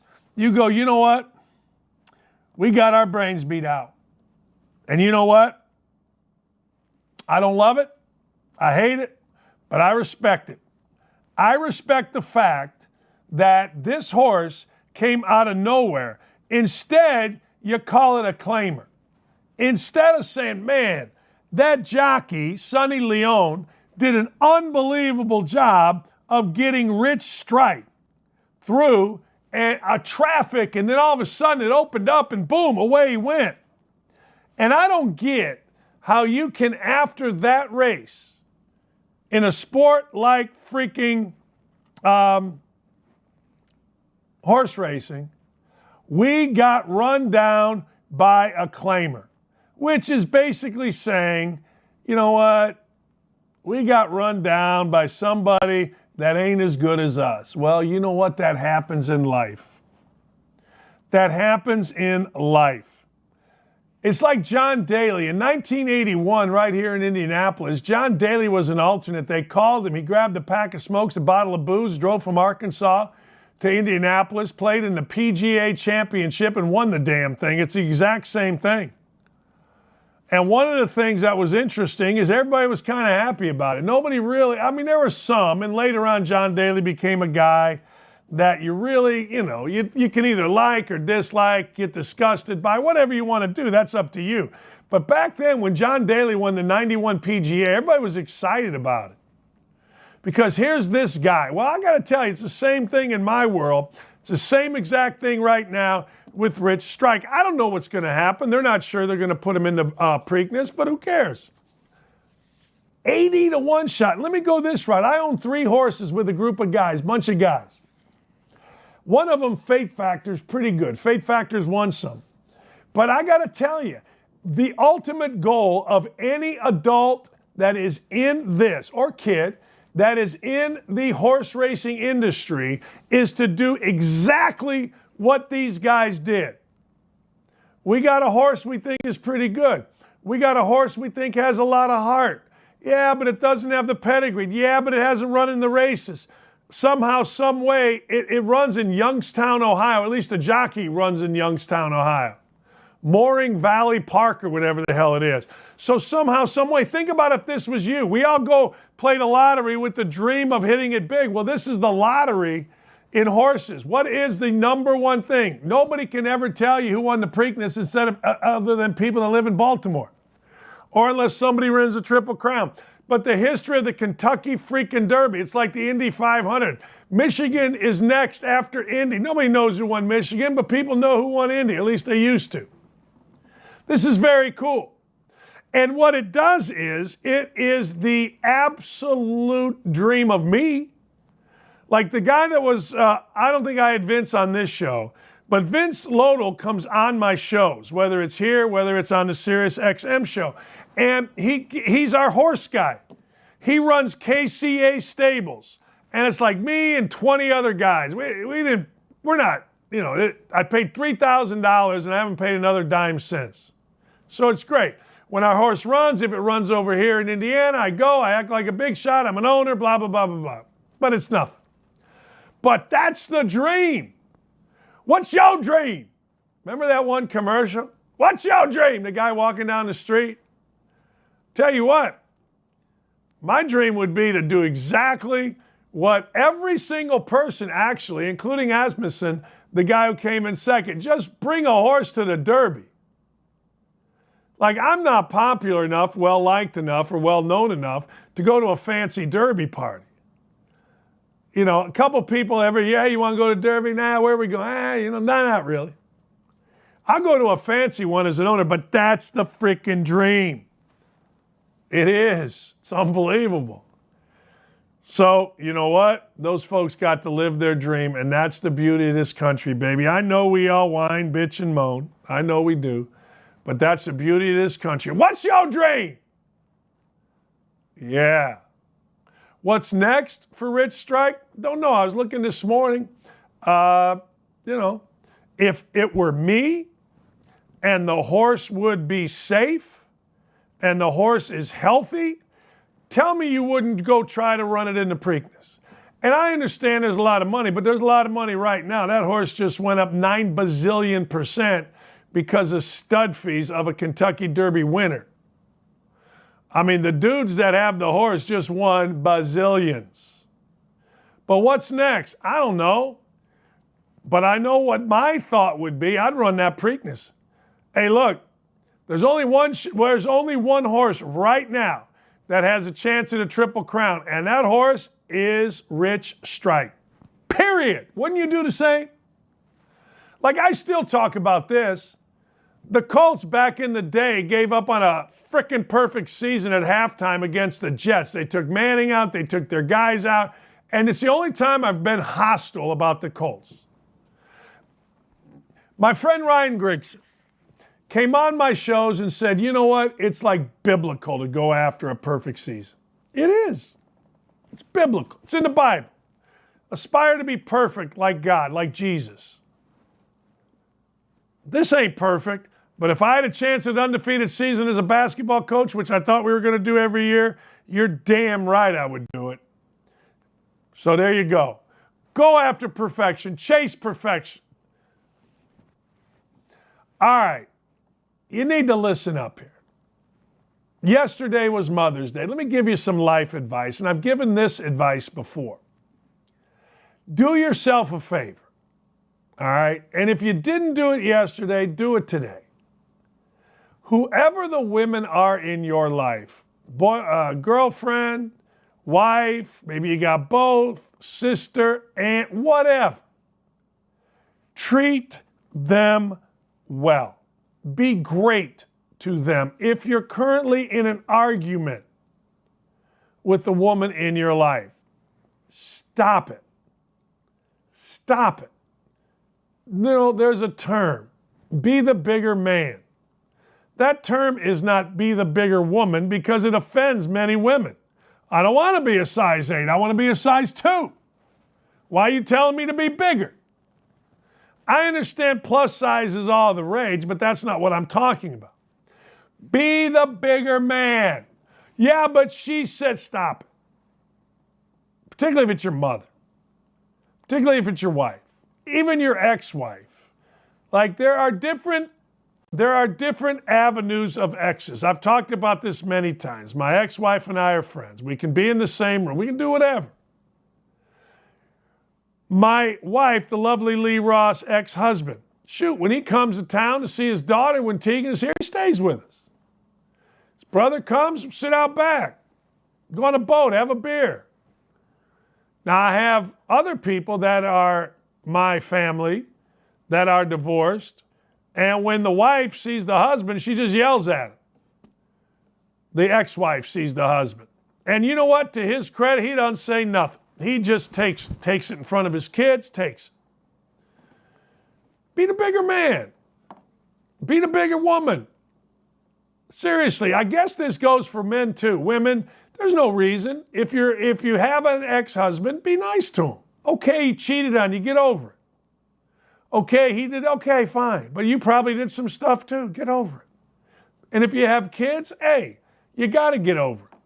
Nobody, I don't care how old kids are, wants to go through life with their parents frickin' arguing all the time to the time they're 40. Eventually, they'll get tired of it. Well, and don't do this. Don't talk bad about your ex, whether it's a boyfriend, girlfriend, to your kids. Don't do that. Just, there's no reason to. Well, you're going over to your mother's house, and let me tell you what your mother did. Think about how that sounds, even if I said it in my voice. Well, Andrew, you're going over to your mother's house. Let me tell you what your mother did. That's just stupid. You sound stupid, you sound juvenile, you sound petty. It's time for men to get back to being men. And truthfully, it's kind of time for women to get back to being women, real women, like my wife says. Not people that want to dress up and play woman, real women. Just telling you, it's time. So do yourself a favor. Do it today. And then send me an email, dan@1070thefan.com. Or send me a tweet. You know what, Dan? I reached out to my sister. I feel good. It wasn't comfortable, but I feel good. Dan, I reached out to my ex-husband and just said, let's stop this stupid stuff. It ain't worth it. I'm going to tell you something else. My mother told me this. I remember when she told me this. She told me this after we had thrown acorns in a car and ran like hell to get home. Guy chased us, couldn't catch us. So I get home, and my mom, we didn't tell her, but it was that day. And I'm sitting, I think I'm reading the paper. I love to read the paper.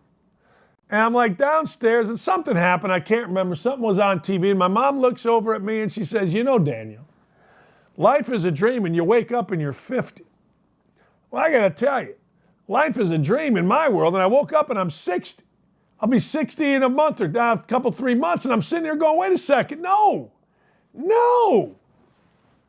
So wasting time on all this crap is pointless. Like, there is some crap that you just eliminate from your life. There's no doubt about it. And if the relationship is toxic, then you get out. Easy. All right, let me help you with something else, because this is starting to drive me bat blank crazy. All right, and I don't want to lose friends, so I'm trying to get this to everybody that I know so that everybody in the world decides to do what I'm asking you to do. Find a balance between talking about your kids and not when you're talking to your friends. Learn to balance. Learn to not make everything about your kid. Well, did I tell you what Jimmy did? Yeah, no, I don't care. Well, let me tell you what Avery did. Yeah, did she jump in a lake? What, she pregnant? Then I don't care. I'm just telling you. There's a balance here. Everything doesn't have to come back to your kid. I legitimately have people in my life that I don't want to see because I know what's going to happen. These next two things that I'm going to tell you are freaking genius, and they should be adhered to. And this is one of them right here. Don't freaking always talk about your kid. Learn a balance. We've all got kids. I was told that when my son was first born. We all got kids. Hey, Dan, what? We all got kids. Okay, what does that mean? That means I don't need to hear about yours. I mean, if you're proud about something, great. Let me tell you things you should be proud of. When he becomes a president, tell me about it. When he gets married, tell me about it. If he's going to have a baby, tell me about it. Other than that, I don't want to hear jack squat. I don't want to hear nothing. Next thing, don't turn the conversations back to you. People do that all the time. Hey, man, I was watching your show. Well, you know, what? Hey, man, how's Andrew doing? He's doing good. He's at Illinois State. Well, you know, in 1986, I was at Illinois State. No, don't do that. Only I can do that because I'm interesting. It drives you nuts. And then a lot of people combine them. I got people that combine them. You're talking about something, and the next thing you know, they switch it. And, hey, look, my son Jimmy wants a job. I think, blah, blah, blah, blah, blah. I don't care. Does that make me a bad person? I think it might. Does that make me an old curmudgeon? I don't think so, because I got to tell you, when I was in my 30s, I didn't care. I'll never forget a friend of mine came to our game. We beat Toledo, huge game. I've told this story many times. Like at Bowling Green, you got to beat Toledo. I didn't do it often enough, but this one time we beat Toledo. Hell of a game. I got a couple dudes at my house. We're going to have some beers. Their wives, blah, blah, blah, blah, blah. My one buddy, hey, Dan, I got to show you video of my son. I go, I don't want to see video of your son. No. He's like 6. No. You really got to see this. I go, no, I don't want to see it. I don't, no, and he puts it on. And I'm sitting there going, God dang. Nobody cares. I don't want to see video of your kid. Today, tomorrow, the next. No, you really got to see this. No, I really don't. And I don't want to. And understand that. Hang. As you get older, hang. Use your friends to get away from talking about your kids or yourself or your marriage. That's the way to go. Here's what you do. When you go and you think you're going to have an uncomfortable conversation with a good friend, always ask them about their kids first. Get it out of the way. Get it out of the way. Hey, man, how's Jimmy? Oh, he's great, man. He's doing it. Okay, how's Sally? Oh, she's doing it. Okay, hey, how about those Cubs? What do you think? Because a lot of us, when we're with our friends, at least this is how I look at it, I ain't trying to get anything out of it, just to have a comfortable conversation and reconnect with a guy or girl that I really like. That's it. I have one friend who's got kids everywhere, man. I mean, he's got everything going. He got everything. He don't ever talk about it. So I love talking to the guy, and I am talking to him for an hour on the phone. And I'm 60 years old. Last thing a guy my age wants to do is talk on the phone. I'm not a freaking teenage girl or teenage boy. I used to hate that. Oh, see, you guys don't understand this. One of life's great things was the busy signal. Nobody knows what the busy signal is anymore. I know what the busy signal is.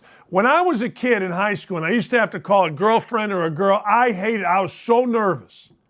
And man, when that bad boy was busy, I was so excited. The busy signal.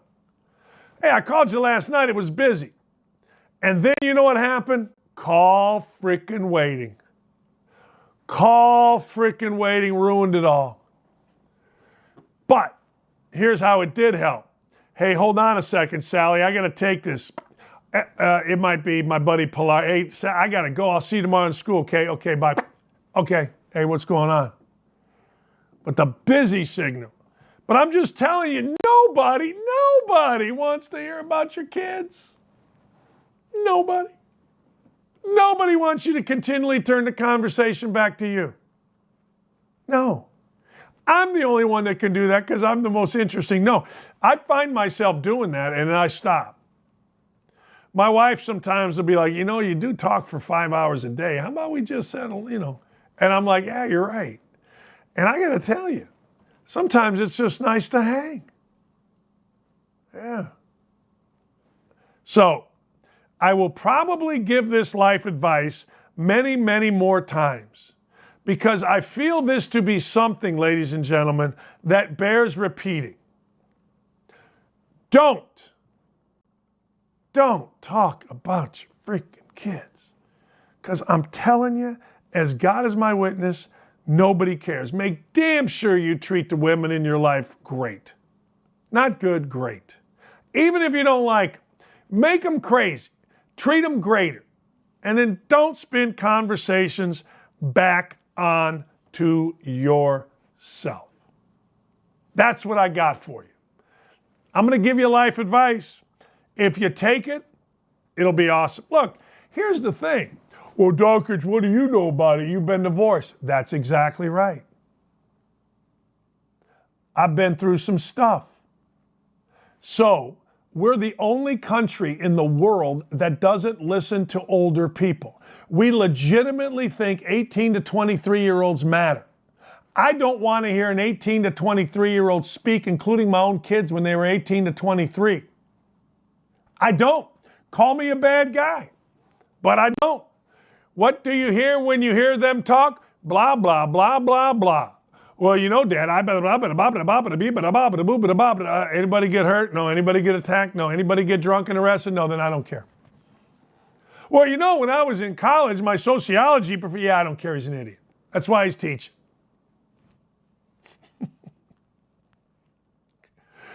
That's not true, but it is kind of true. Not the teaching part. I got a whole family of teachers, but damn. All right, ladies and gentlemen, I lost big on the Bucks last week. I did. I lost big, but thank God the Lightning came through for me. The Lightning, my buddy Chuck Fattori, he is my man. He is my hockey guy. The text came in. I'm on the Lightning tonight. So I made up for what I lost with the Milwaukee Bucks and the fact that they can't frickin' block out or whatever. I digress. But anyway, that's gambling. There's no whining and gambling. But here's the deal tonight. All right. Now, I am just a skosh jaded because I think personally, and because I bet it, I think that the Warriors are going to roll. That 10's a lot. I know they won by 30. Morant may be out. I'm going to take the Warriors in 10. I don't necessarily like this as much. I took the Warriors in 7 the other day, and I hit that one big too. I don't love this as much, even though Morant's out. I just feel like the Warriors were primed and ready and tired of people's nonsense, so they went and destroyed the Grizz. I think they're going to do the same thing tonight, but I'm not as comfortable, but I am taking it. And then the Bucks and the Celtics, I'll give the frickin' Celtics one. I'll give the Celtics one. That's it. I'll take the Bucks, and I'm going to take them big again tonight. I am. I'll give you one. In fact, I'm going to do it right now. I'm just going to take it money line. Bucks are better than the Celtics. You can get mad, glad, angry, or sad. I think the Bucks are better. Now, when you say to me, how can you say that? They had a 13-point lead that they blew in the fourth quarter. I agree with that. But I think overall they're better. Hey, thanks, Gary Sheffield. Thanks, Megan Turner. Megan is a writer at Outkick, and she's retweeting our stuff, and I really appreciate that. I appreciate everybody who watches. I appreciate everybody that listens. Dylan, Ryan, Davey, everybody that lets us come on the air every day. As you all know, I will be on from noon to 3 at 107.5 The Fan. Dan, why the Harvard softball shirt? I'm going to wear it every day this week. Why, you ask? Because Harvard takes on Princeton for the Ivy League championship this weekend in Princeton. I am literally driving with my wife. Tegan Shaw, star third baseman for the Harvard Crim, is my wife, the lovely Lee Rawshaw Dakich. It's her daughter, my stepdaughter. She's been genetically enhanced by being around me. Osmosis got her into Harvard. They're playing Princeton. Princeton's a favorite, but I don't care. I'm wearing this shirt every day. So don't at me about it either. I support the Crim, baby. Have a great, great morning. Have a great afternoon. Check us out on 107.5 The Fan. Thanks to all my good guys and gals on the YouTube chat. We'll be right here tomorrow. Dakich!